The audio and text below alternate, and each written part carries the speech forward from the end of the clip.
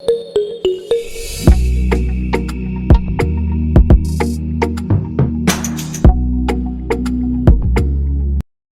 workers A and B working together completed a job in 5 days.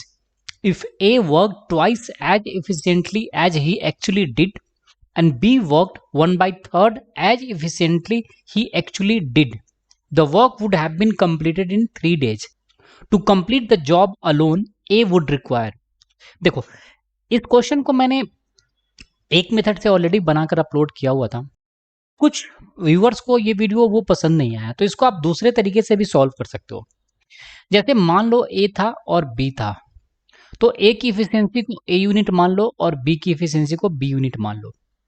तो ये दोनों मिलकर जॉब को 5 डेज में कंप्लीट कर रहे हैं, तो टोटल कितना काम करेंगे? ए की एफिशिएंसी से 5 दिन में 5A, और बी की एफिशिएंसी से बी कितना काम करेगा? 5B।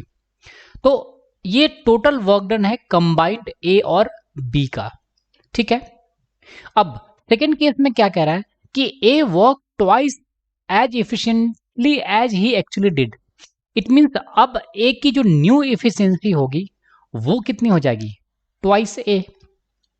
और बी की न्यू एफिशिएंसी कितनी हो जाएगी? कह रहा वो बी 1/3 काम कर रहा है, तो ये कितना हो जाएगा? b/3। और इन दोनों ने मिलकर अब जो काम कंप्लीट किया है वो कितने दिन में किया है? 3 डेज में। तो अब न्यू कंबाइंड दोनों का एफिशिएंसी कितना होगा? 2A × 3 दैट इंप्लाइज 6A, और b/3 में 3 से मल्टीप्लाई करोगे, b/3 × 3 दैट इंप्लाई ये कितना होगा? ये b। यहां पे आपने सिंपली 2A × 3 को मल्टीप्लाई किया है। तो अब जो new set of total efficiency आएगा वो कितना आएगा? 6A + B। लेकिन अभी भी ये दोनों क्या कर रहा है? सेम वर्क पे ही तो काम कर रहे हैं। इसका मतलब क्या है कि ये जो कंबाइन था कॉम्बिनेशन और ये जो कॉम्बिनेशन है वो दोनों आपस में क्या होंगे? इक्वल होंगे। तो आप क्या लिखोगे? 5A + 5B = मिल जाएगा 6A + B।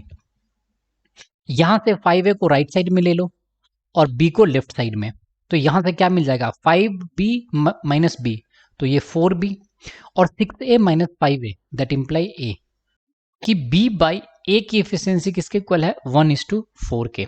इट मीन्स अगर B 1 यूनिट काम कर रहा है तो A कितना काम कर रहा है? 4 यूनिट काम कर रहा है।